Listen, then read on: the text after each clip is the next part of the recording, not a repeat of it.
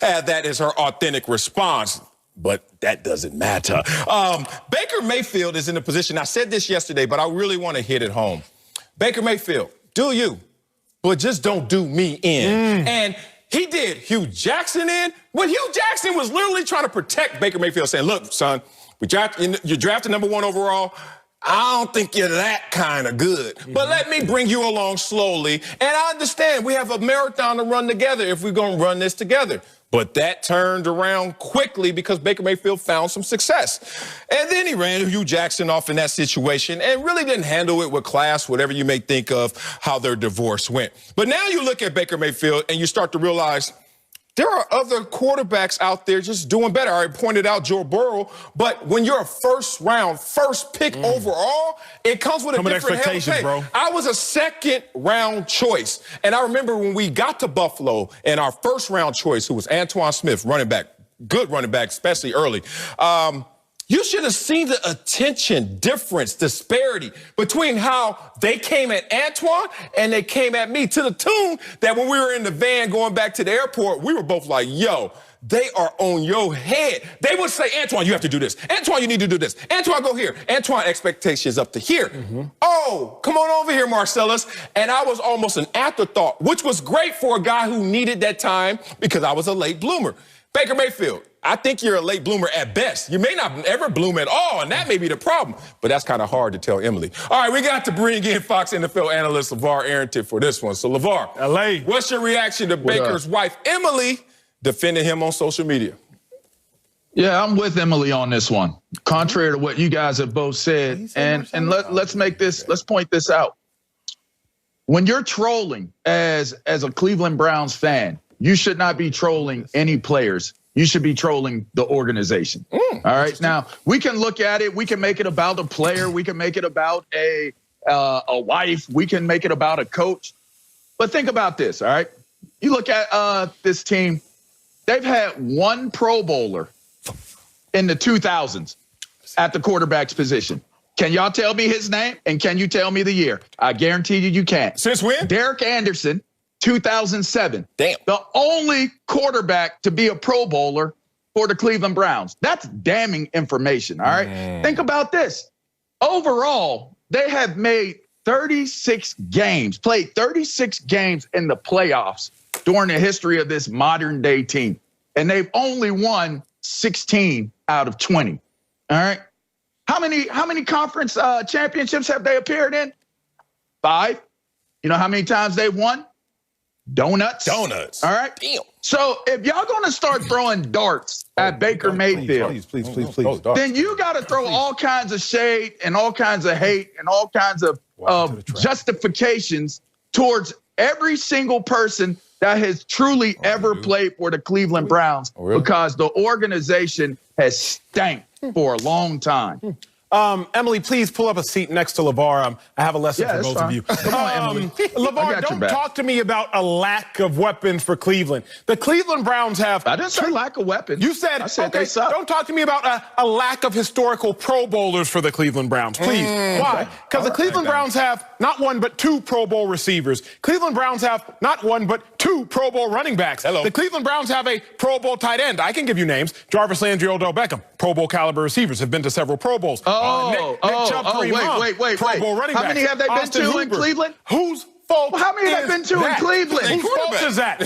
Julian Edelman. Trent Dilfer's a Super Bowl winning quarterback for the Baltimore Ravens and couldn't win a game in Cleveland. Julian Edelman with Tom Brady is a MVP. Julian Edelman without Tom Brady can appear to be a slouch. Your quarterback, a player outside of Cleveland is a great player. A player in Cleveland is a bad player. Elevates those around you. So maybe it's Baker Mayfield's fault. Not even maybe. We know it's Baker Mayfield's fault that Odell Beckham has severely regressed. We know it's Baker Mayfield's fault that Jarvis Landry hasn't been what Jarvis Landry was with the Dolphins. So we can blame all these other people we want. But you got 2 Pro Bowl receivers, 2 Pro Bowl running backs, a Pro Bowl tight end. You have the most talented offensive skill positions outside of the Chiefs and probably the Tampa Bay Buccaneers and the entire NFL. And what you got to show for it? It makes my point, Acho. You're making my point. I don't know if we're looking at all that talent, they have the same, they're achieving at the same level that Baker Mayfield is achieving at. None of them dudes is Pro Bowlers currently. None of them are all pros currently. Baker Mayfield. None of them. Because of Baker. Because of Baker. How is it because of Baker? Please, Marcel. I can tell you how it's because of Baker. How is it because of Baker? I'm going to merge both of your points together. You gave me a historical perspective of this and saying it's the organization, so let's not put it on Baker Mayfield. So basically, my summation is, it sounds like Baker Mayfield has small shoes to fill and can't even fill them. Because if this historically is a bad situation, you can look at it two ways. One is like, you ain't got much to work with. Or two, no one's expecting you to do anything, so do something. And that's the not point, doing Marcellus. something. Look, last week we saw him go against a team that was undefeated, a team that you need to beat if you're going to win this division, on top of obviously Baltimore. They already lost to Baltimore. His worst games have been Pittsburgh and Baltimore. Those are his worst games. 10 of 18 with 2 interceptions. Come on, big dog. When you got Jarvis Landry, Odell Beckham, running backs, tight ends, offensive line, best offensive line coach, and the defense about Garrett, and they like, look, if you can't make this work, tag me in. Tag me in, Sal. Top rope, go get him. You got David Njoku, a top 8 tight end, trying to request a trade because of how much talent is already on the Browns team. He requested a trade not once, but twice because they have a plethora of talent, because there are too many seasonings already in the cupboard that he's like, you know what, I can't fit in here. But Baker got all the seasoning in the cupboard and still can't cook.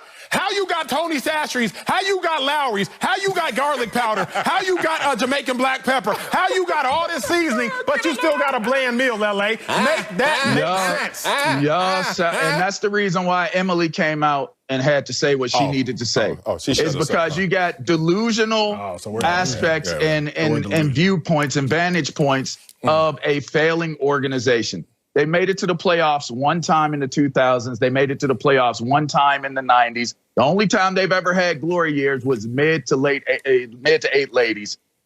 They have not won. They're not a good team. They have not been a good team.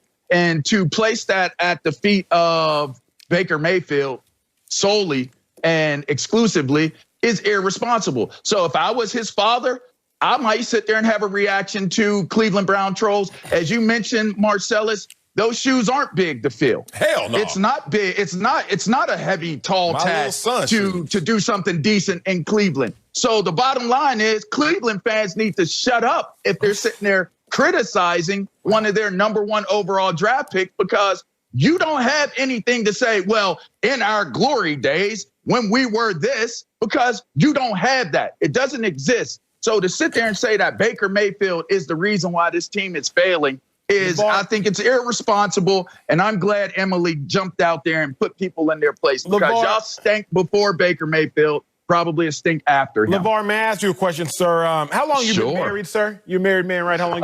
It'll be 16 years pretty soon. My dog. Congrats to you, sir. LeVar, I would, at least from what I've heard, from what I've witnessed, watching both of you, astute grown men, gentlemen leading this society in this world, I would believe, LeVar, that in relationships, after dating, there comes a certain amount of time where you expect a ring. Your significant other, they expect a ring, right? After a certain amount of time, right? Probably after around, maybe 2, 3, 4 years. Hey, we've been dating for a while. I would like a ring. Hook it up. Browns fans have been dating Baker Mayfield for 3 years.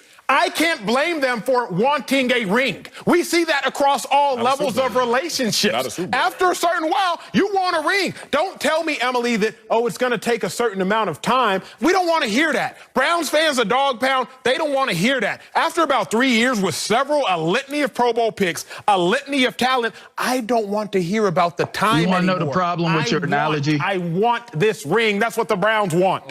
You want to know the problem with your analogy, young Acho? What, y'all dated for a long time? I'm so surprised you sitting here co-signing me, Marcellus. Let me give you the problem with your analogy. He was in the streets? That's the only problem, is if he was in the streets. That's why he had to do his hair like this. Baker, look at him smiling. Look at him smiling. Hold on. Cleveland chose Baker. Okay. Baker did not choose Cleveland. A marriage, if you're talking to me about my marriage, my wife chose me equally to me choosing her. This was not a disqualifier, like I'm gonna marry my wife because of this reason, and she gonna take this ring. That's the problem here. Baker didn't choose Cleveland. Cleveland chose him.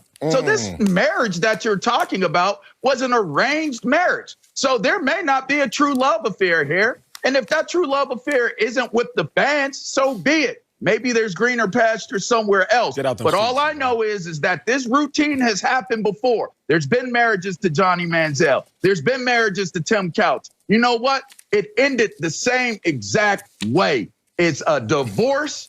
There was no success. There was no love lost in the marriage. So I don't like that analogy, because in a real marriage, both sides choose one another and they live they work to have a successful relationship. That's not what I see in Cleveland. Baker went into a losing situation. So give me a divorce. I'm kind of divorce papers if I'm Baker. Divorce papers. Well, no. I ain't going that far. I don't think they expect a ring. I don't think the Cleveland Brown faithful, dog pound, or the organization expects a ring. They know what Baker Mayfield's talent level is. It's not that high where you think in his third year he's gonna get your ring. It was number one pick. More like a friendship bracelet, Cartier love bracelet. If you know about that. My wife got a couple of them girls. Sometimes be popping, bangling. I don't want to date Cleveland. That's all I'm telling you. I got one question for you before we get out of here, big dog. As coaches would say, simply this. Answer this question. Is Baker Mayfield getting better or worse? Because you're only getting one. Well, leave it up to Joe Buck and Troy Aikman. They think he's heading towards the Hall of Fame. I mean, I don't know, you know. They lost Arrington, one big game, more time. two big games. Is Baker Mayfield getting better or worse? Tell the truth. Hell no, he ain't getting better.